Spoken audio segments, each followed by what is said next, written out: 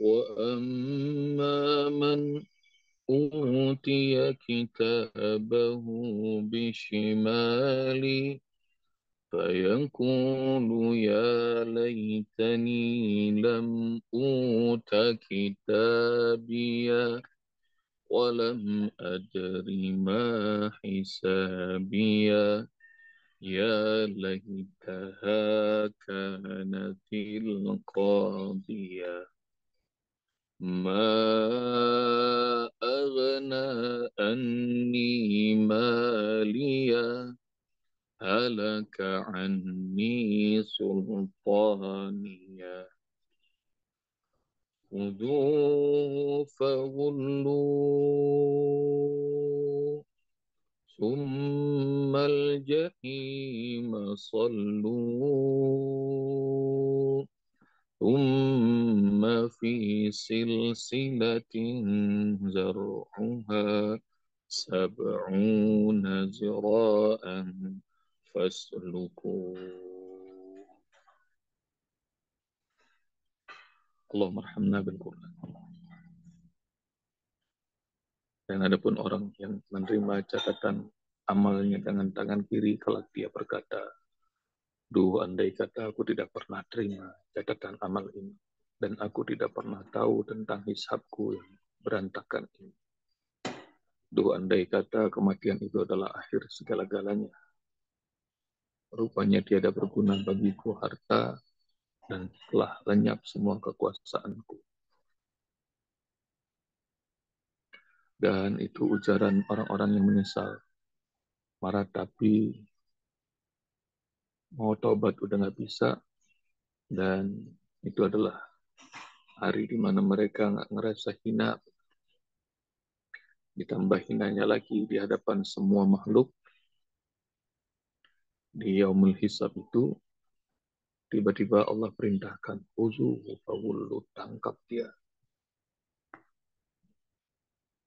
Dan ayah bunda,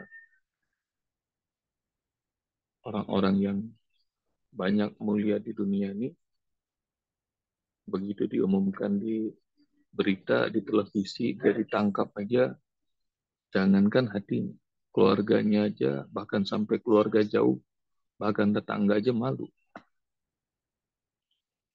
punya tetangga kayak begitu. Jadi ya, hancur hati. Itu kalau ditangkap sama penegak hukum masih di dunia, udah malu, udah hancur reputasi. Apalagi nih di depan hadapan makhluk semuanya, dia menghisap, khuzuhu, tangkap,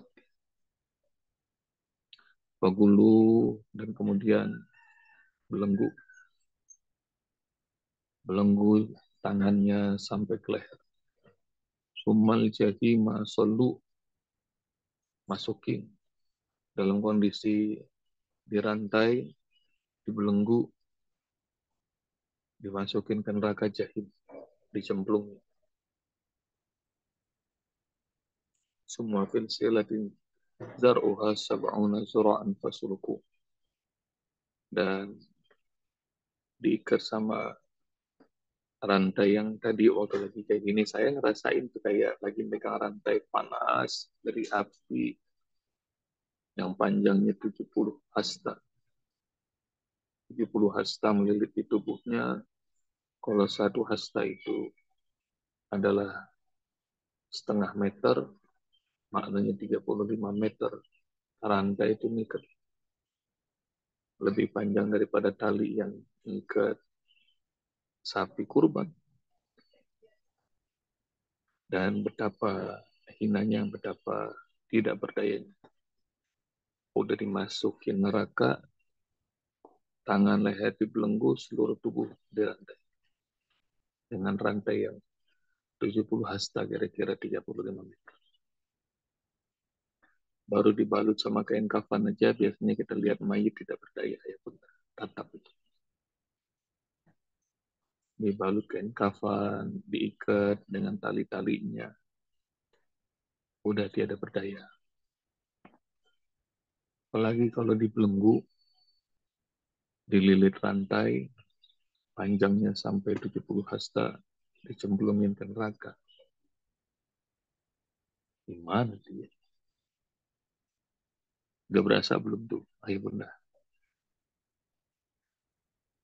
Kalau udah berasa berarti udah selesai nih tadaburnya. Ya.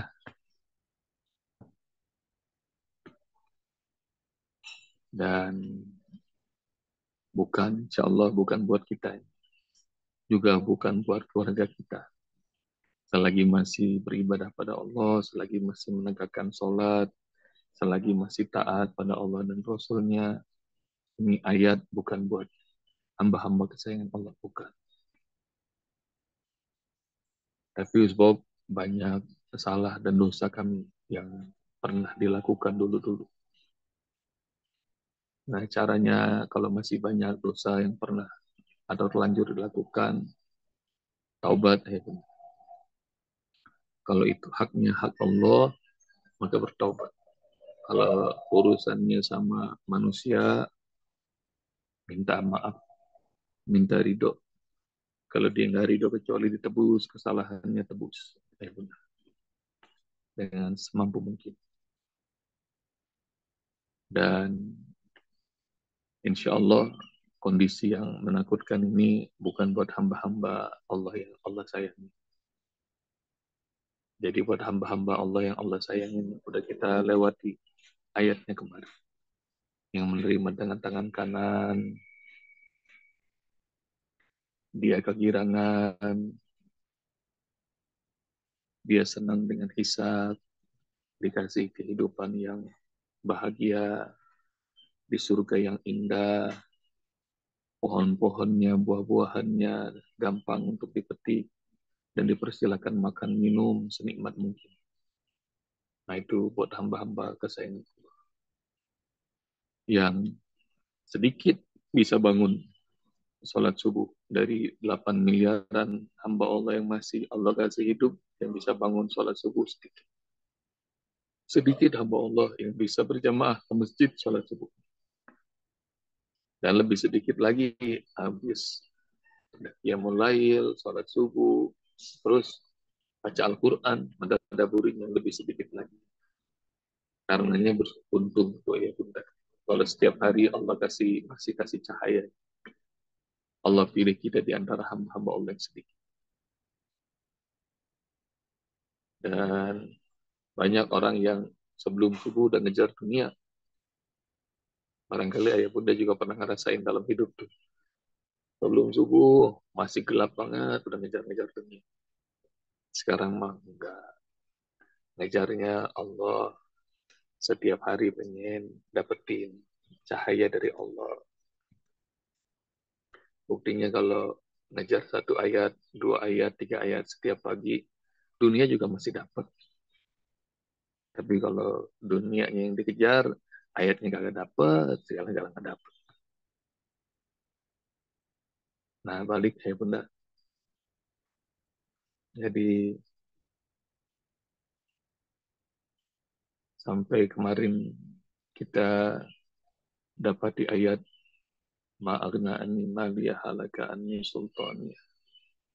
Itu ratapan orang-orang yang menyesal bahwa hidupnya cuma ngumpulin harta, ngejar jabatan. Rupanya salah. Semua yang dikejar tuh sia-sia.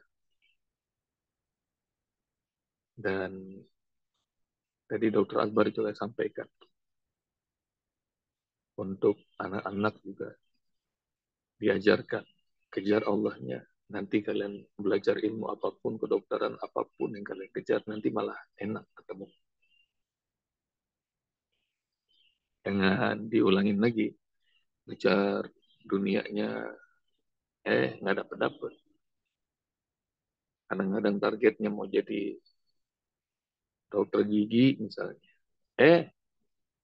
Jadi petani ujung-ujungnya. Sekolah hukum, jadi pedagang. Main dikejar-kejar belasan tahun, beloknya jauh banget deviasi. Nah, tapi kalau kita ngejarnya Allah, nggak ada yang sia-sia. Nggak ada yang sia-sia. Bahkan orang yang menghalalkan berbagai macam cara untuk dapatkan jabatan, dapatkan kekuasaan. Ntar nyesel. Halaka anni sultan. Rupanya yang dikejar-kejar itu nggak kesampaian. Atau kalau kesampaian pun juga ya segitu doang. Nyesel, saya nyesel. Dan lebih lebih parahnya lagi kalau udah hati meratap, jiwa menangis, terus dihinakan di depan orang banyak. Uzuhu fagulzu.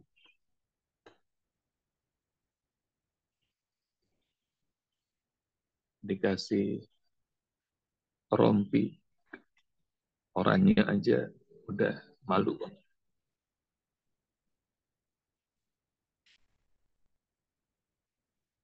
Apalagi masukkan neraka jahim. Mudah-mudahan kita, kalau Allah ridho, nggak ada yang menyentuh api neraka.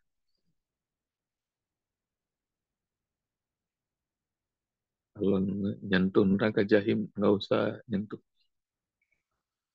Panasnya aja berasa 500 tahun perjalanan untuk berasa panasnya. Siksaan yang paling ringan, ahli neraka kata Rasulullah dikasih rompah, kasih sendal. Kakinya baru nyentuh itu sendal. Maka kepalanya udah, ubun-ubunnya sudah menggelegar.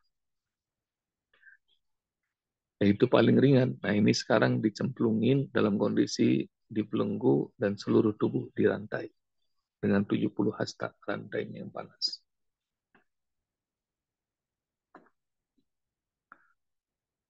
Ayah bunda seumur hidup udah pernah kena knalpot belum? Knalpot panas. Karena knalpot panas saja lompat. Lompat gitu. Nah ini begitulah. Nggak usah dibayangin sama ayah bunda. Tapi resapin.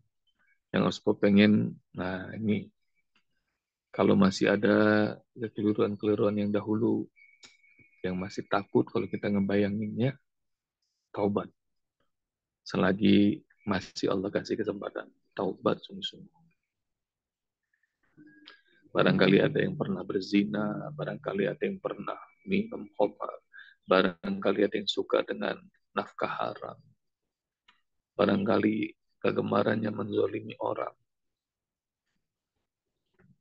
barangkali yang menyimpangkan hukum, bahkan dengan bahagia,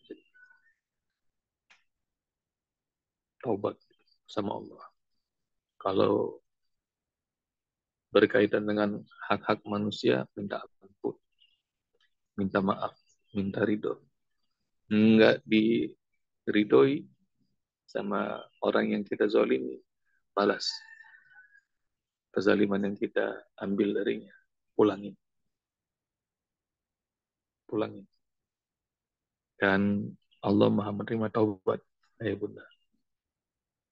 Terus kalau masih ada dari keluarga kita yang belum taat sama Allah, belum taat sama Rasul, masih menganggap agama ini bercandaan, mitos lah, omong kosong belaka lah, ajar, dakwahin.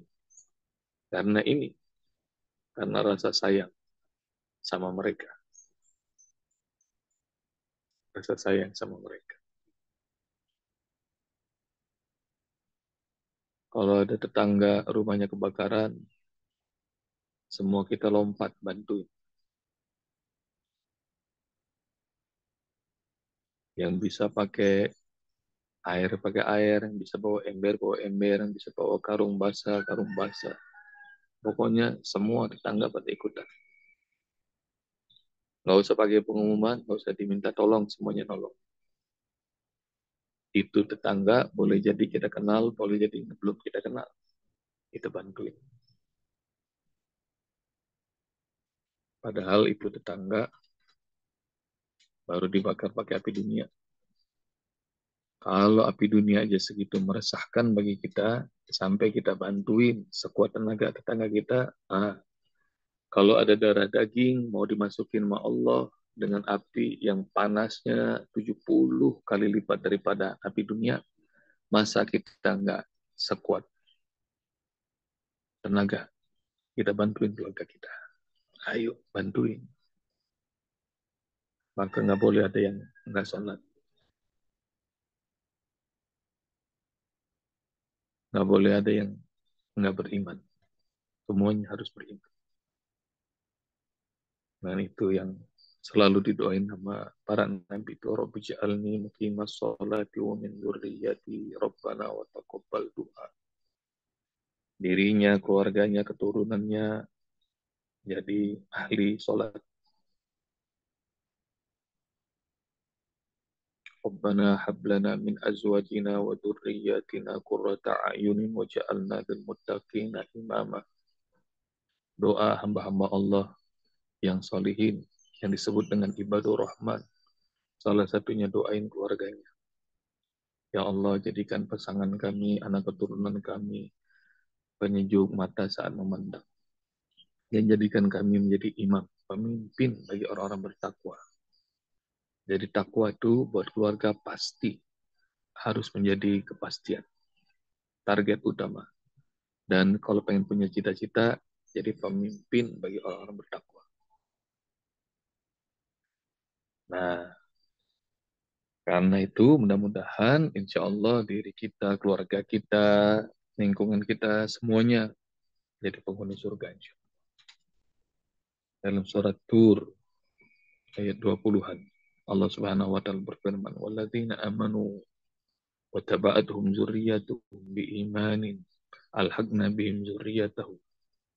Dan orang-orang yang beriman dan keimanan mereka diikuti oleh keturunan mereka, anaknya, cucunya, buyutnya, semuanya ikut beriman pada Allah karena orang tuanya jadi teladan.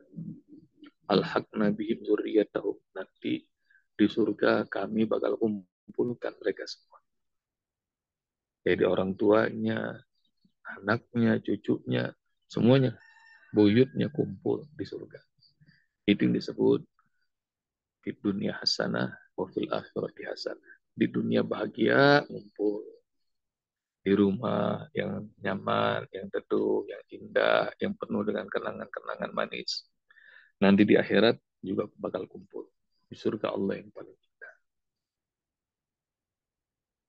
Dan ayah bunda, waktunya udah lewat. Makasih. Assalamualaikum warahmatullahi wabarakatuh. Waalaikumsalam Waalaikumsalam warahmatullahi warahmatullahi wabarakatuh.